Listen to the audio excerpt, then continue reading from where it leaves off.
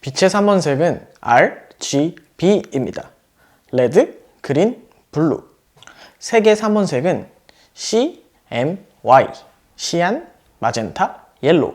다들 초등학교 미술 시간에 한 번씩 들어보셨죠? 시안과 마젠타는 포켓몬스터 전설의 몬스터 이름으로도 나오더라고요. 오늘의 주제는 색, 한국의 전통색입니다. 우선 전통색을 말하기 앞서 색이란 무엇일까요? 색이란 빛이 물체를 비추었을 때 반사, 굴절, 흡수 등의 여러 가지 과정을 통해 인간의 눈을 자극함으로써 생기는 물리적인 현상을 이야기합니다. 말이 좀 복잡하죠? 단순하게 말하면 빛이 물체에 반사되어 눈으로 들어와 구분하게 된 것이라고 말할 수 있겠네요. 이 여러 가지 색들은 동서양을 가릴 거 없이 수세기 동안 많은 사람들에게 사랑받아 왔습니다. 그렇다면 우리나라에서 사랑받은 고유의 전통색 무엇이 있을까요? 한국의 전통색은 크게 세 가지로 분류합니다. 오방정색, 오방잡색, 그리고 그냥 잡색. 이렇게 세 가지로 분류합니다. 이름에서도 알 수 있다시피 이 색에는 음양호행의 여러 가지 의미를 담은 것이 아주 큰 특징이라고 할 수 있습니다. 동쪽에 청색, 그리고 서쪽에 백색, 그리고 남쪽에 붉은색, 그리고 북쪽에 흑색, 중앙에 황색. 이 5가지를 묶어서 오방색이라고 합니다. 이 오방색을 섞어서 나오는 색들에는 사이 간자를 써서 오간색이라고 불렀습니다. 홍색, 벽색, 자색, 녹색, 유황색. 이 5가지를 오간색이라고 불렀습니다. 이 오방색과 오간색에 속하지 않는 나머지 색들을 잡색이라고 불렀습니다.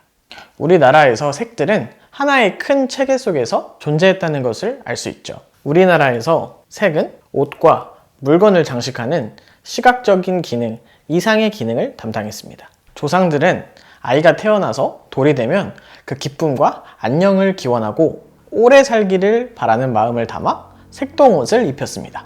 또 동짓날이 되면 귀신을 쫓는다는 의미를 담아 붉은 팥죽을 먹었습니다. 사극 드라마에서 보면 왕 앞에 신하들이 제일 앞줄에 있는 사람들은 붉은색 옷을 입었고 그 뒷줄에 있는 사람들은 푸른색 옷을 입은 모습. 다들 한 번쯤 보신 적 있으시죠? 이렇게 신분과 성별에 따라 사용할 수 있는 색이 정해져 있었습니다. 옷뿐만 아니라 건축에서도 전통색의 조화가 사용되었습니다. 목조 건축물에 여러 가지 빛깔로 무늬 장식이 되어 있는 거 보신 적 있으신가요? 요즘에는 아마 절에 가면 쉽게 볼 수 있을 텐데요. 이러한 장식을 단청이라고 합니다. 한자를 풀어보면 붉을 단자에 푸를 청자를 쓰는데 이름에서도 알 수 있다시피 붉은색과 푸른색을 주로 사용했습니다.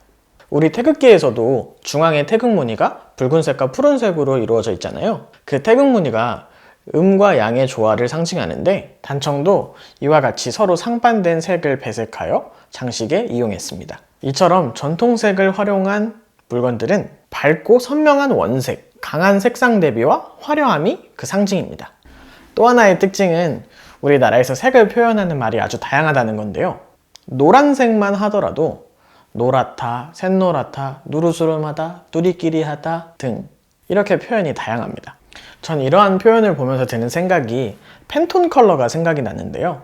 매해 팬톤이라는 회사에서는 올해의 컬러라는 이름으로 한 가지 색상을 지정하여 발표합니다. 이 지정된 색은 전 세계적으로 디자인, 패션 등 다양한 부분에 걸쳐 트렌디하게 활용됩니다. 우리나라에서도 전통색과 고유한 색 표현을 통한 비슷한 시스템이 있으면 좋겠다는 생각을 했습니다. 예를 들어 갯날이 품은 샛노랑 이런 이름이라면 우리나라 사람들에게는 좀 더 따뜻하고 서정적이게 받아들여질 수 있을 것 같은데 말이죠. 오늘은 우리 전통색에 대해 알아봤습니다. 전통문화 전반적으로 많이 쓰이지만 딱히 관심을 가지고 찾아보지 않았다면 쉽게 지나쳐버릴 만한 이야기였다고 생각이 되네요. 한국의 팬톤 시스템이 생기기를 바라며 지금까지 색, 전통색 이야기였습니다.